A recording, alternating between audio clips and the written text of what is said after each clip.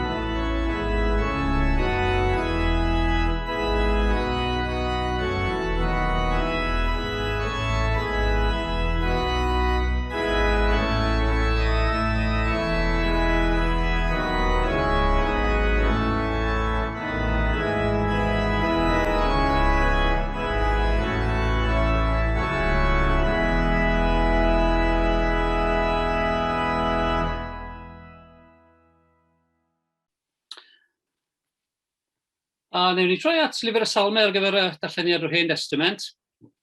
Salm 118. Os newch chi ymateb, newn ni defnyddio hi fel antiffon. Os newch chi ymateb gyda'r ail bennill. Agorwch byrth cyfiawnder i mi, do finnau i mewn a diolch i'r arglwydd. Diolch a fi ti am fy ngwrando, a dod yn waredigaeth i mi.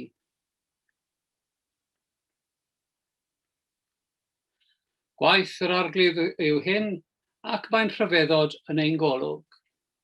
Dyma'r dydd y gweithredodd yr arglwydd, gorfoleddwn a llawenhawn ynddo. Ac wedyn gan droi at y Testament Newydd, Efengil Iwan, yr ail benod, hanes adnabyddus y briodas yng Nghana Galilea a gwirth cyntaf yr Iesu. Y trydydd dydd yr oedd priodas yng Nghana Galilea, ac yr oedd mam Iesu yno. Gwahoddwyd Iesu hefyd a'i ddisgyblion i'r briodas. Pallodd y gwin, ac meddai mam Iesu wrtho ef, nid oes ganddynt win. Dywedodd Iesu wrth ei wraig, pam yr wyt yn ymyrryd am i? Nid yw fy awr i wedi dod eto.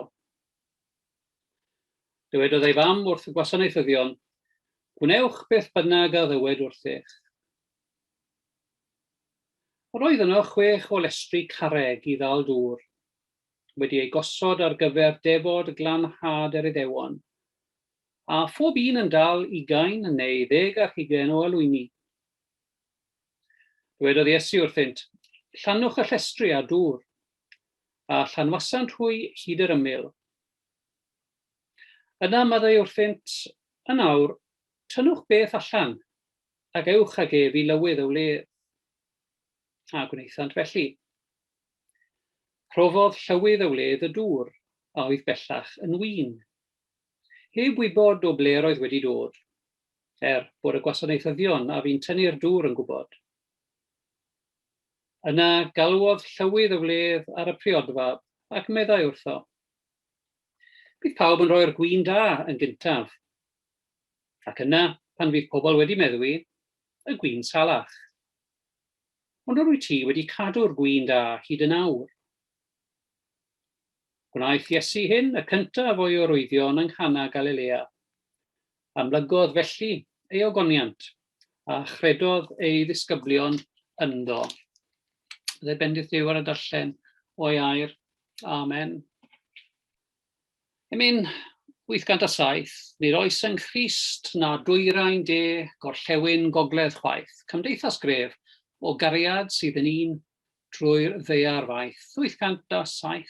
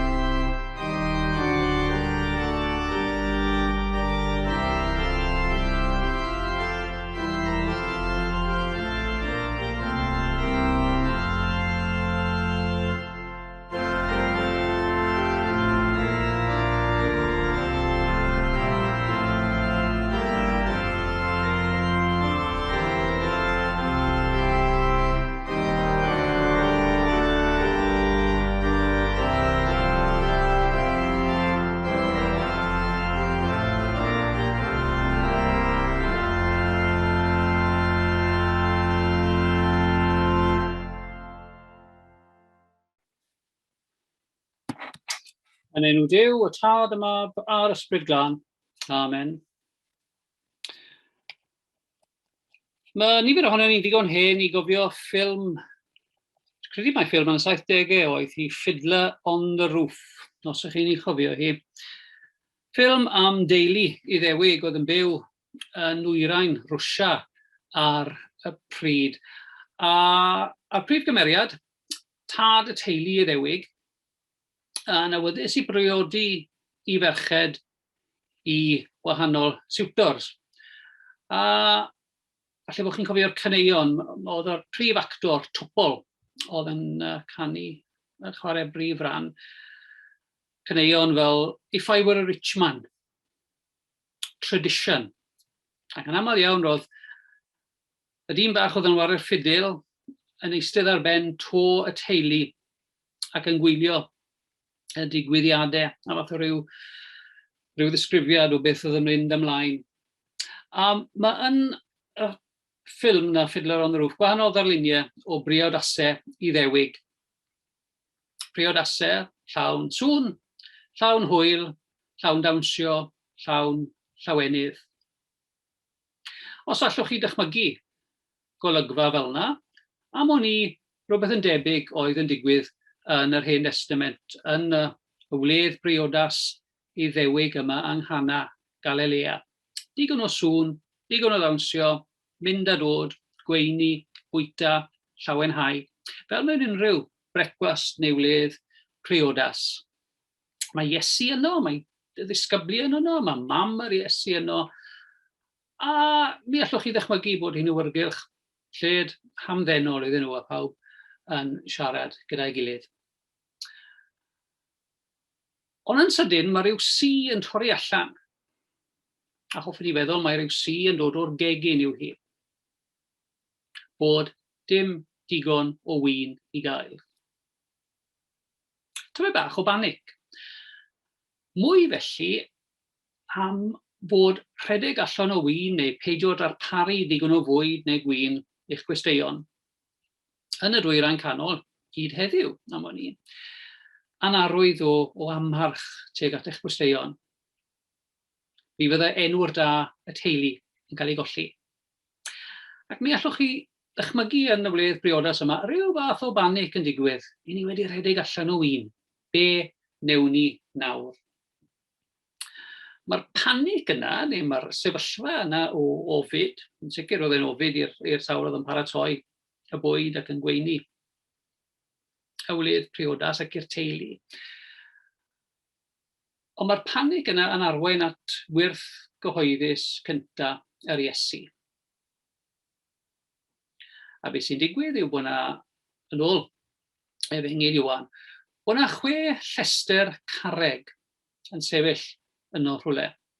A rheini wedi cael eu llenwi â dŵr.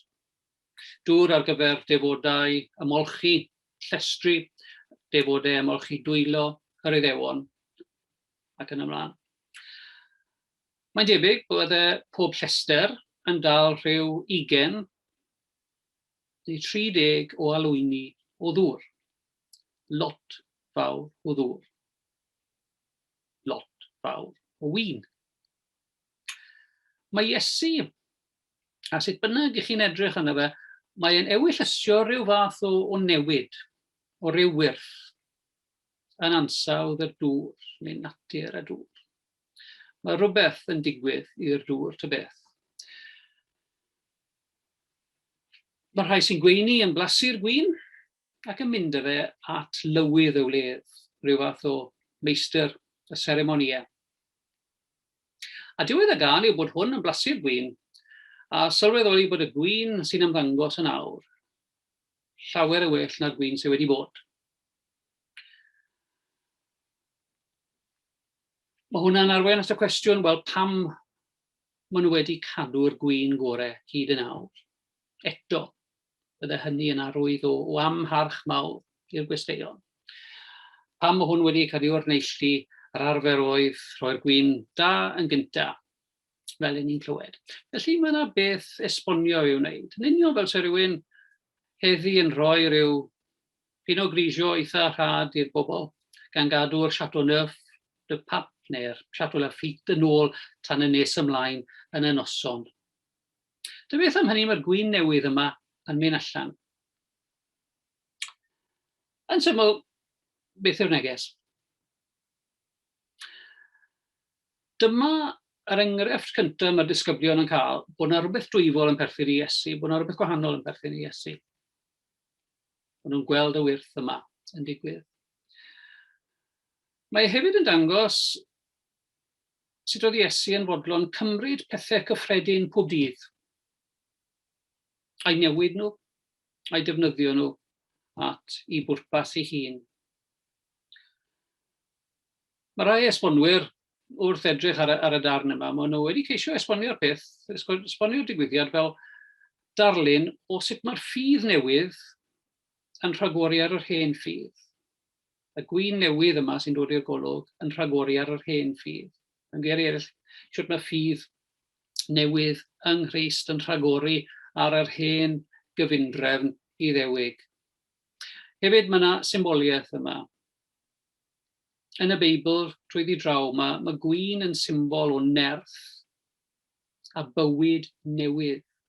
Gwin sy'n llawenhau calon dyn, i ni'n darllen yn Llyfr y Salmau. Felly mae yna elfen, mae yna symbol newydd yn dod, bod Iesu yn cynnig rhywbeth sy'n rhoi bywyd, nerth a llawenydd newydd.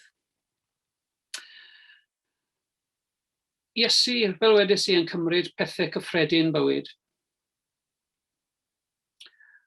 A mae'r wers I ni yn ein atgoffa bod Iesu yn gallu cymryd bywydau cyffredin iawn.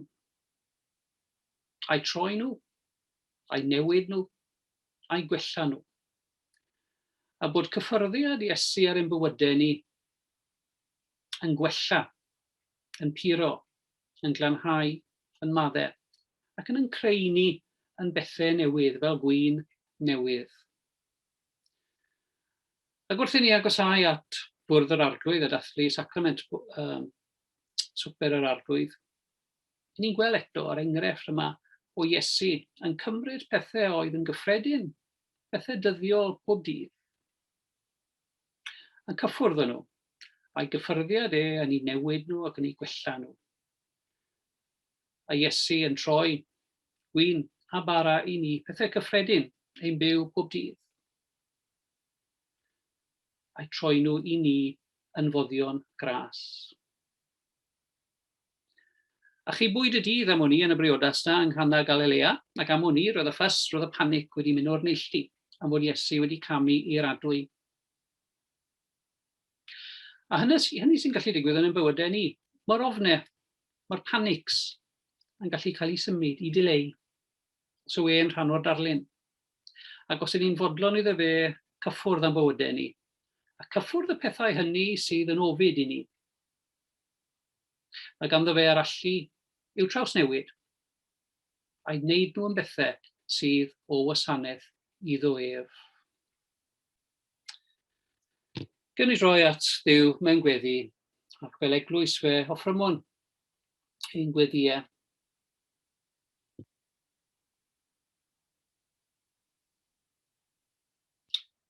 Gweddiwn dros holl eglwys Crist a thros bawb yn ôl ei hangen.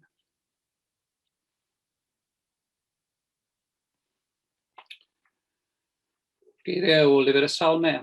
Pwy sydd gennyf yn y nefoedd ond tydi? Nid wyf yn dymuno ond tydi ar y ddeiar. Da I mi yw bod yn agos at Dduw. A rwyf wedi gwneud yr arglwydd Dduw yn gysgod I mi, mwyn I mi fynegu dy ryfeddodau. O Dduw ti a'n creaist yn dy ddoethineb a thallu, ac ar dy ddelwyd y hun.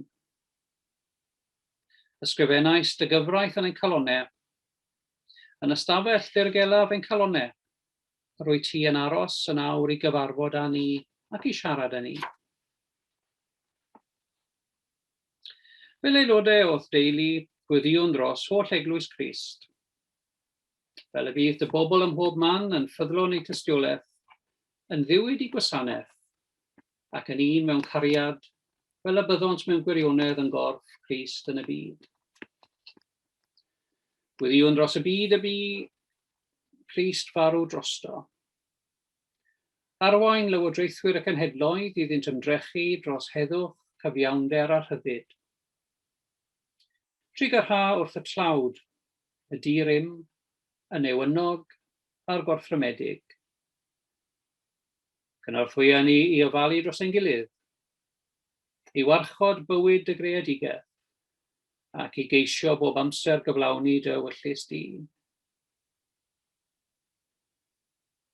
Gweddiwn dros ein cenedl, a phawb sy'n llywodraethu trosom yn lleol ac yn genedlaethol. Iddynt wasanaethu cymdeithas a doethineb, diwydrwydd a gostyngeidrwydd. Gwyddion dros y rhai sy'n mewn angen. Dros bawb sydd yn wael, yn unig ac mewn trallod. A dros bawb sy'n wynebu angen. Cofiwn am bob un sydd yn mynd trwy gyfnod o brawf neu gyfnod tywyll.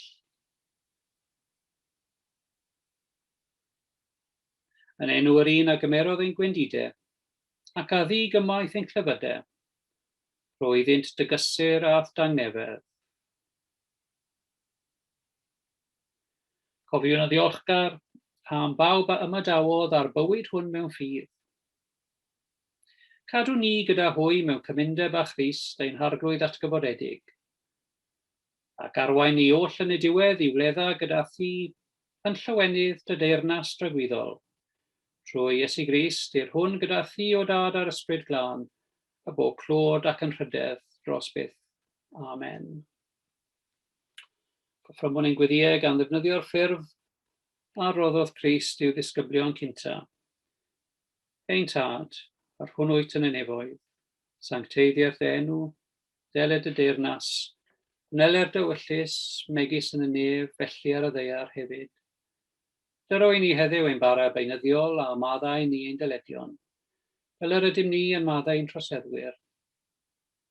A phaid andwyn ni brawf ond gwared ni rhagor i drwg, gan eis eiddo tiw'r deyrnas a'r gallu a'r gogoniant am byth. Amen.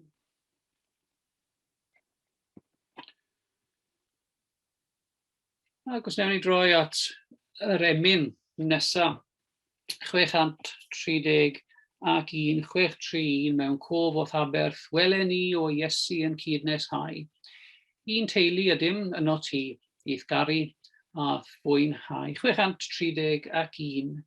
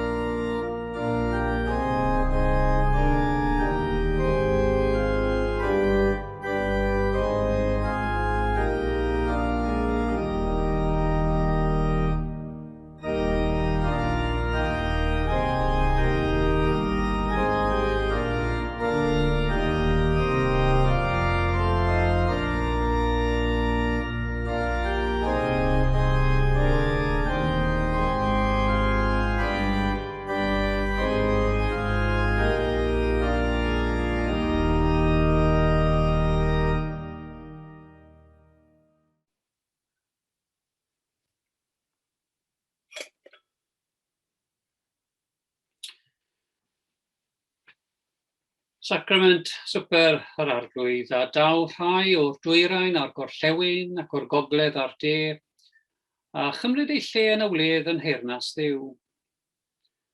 Hwn yw bwrdd yr arglwydd, yn agored i bawb sy'n caru Iesu Grist yn ddidwyll ac yn ei broffesu ef yn arglwydd a gweredwr. Yr arglwydd Iesu yn ein gwahodd i rannu yn ei wledd. Brodyr a chwiorydd yn Christ, gadewch yn ei wrando ar yr Apostol Paul yn rhoi hanes cychwyn y sacrament hwn. Oherwydd fe dderbyniais i oddi wrth yr arglwydd, yr hyn hefyd adroddodais i chi. I'r arglwydd Iesu y nos y brydychwyd ef gymryd bara.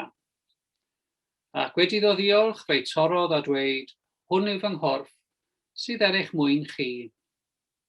Gwnewch hyn cof amdanaf.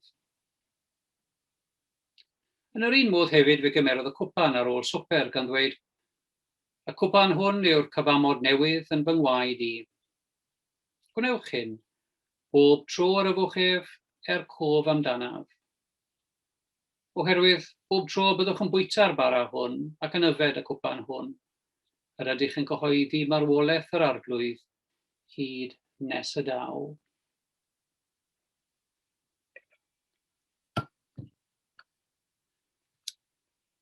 Gan gymryd bara a gwin.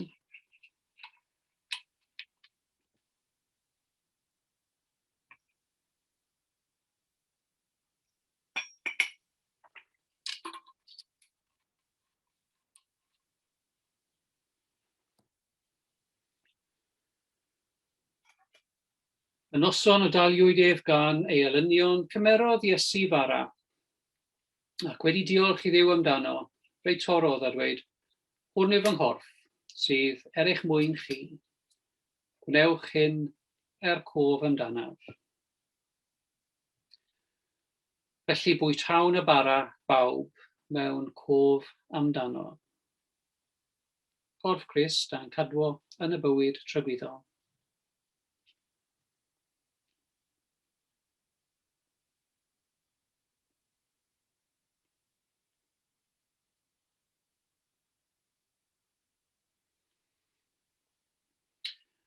Yr un modd, ar ôl swper, cymerodd y cwpan a dweud, y cwpan hwn yw'r cyfamod newydd yn fy ngwaed i.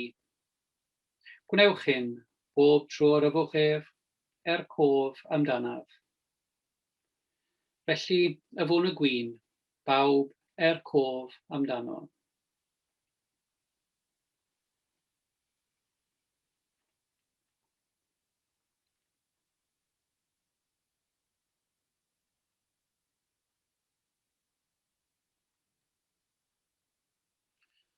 Oen Duw, yr hwn sy'n dwyn ymaith bechod y byd, trig ar hawr ddim.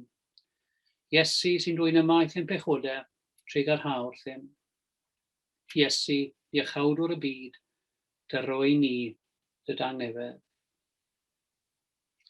Gan gofio wrth fwrdd o'r arglwydd, pawb am adawodd ar fuchedd hon. Pawb sydd yn galaru, a pawb sydd yn rhannu gyda ni yng nghymundeb y saint.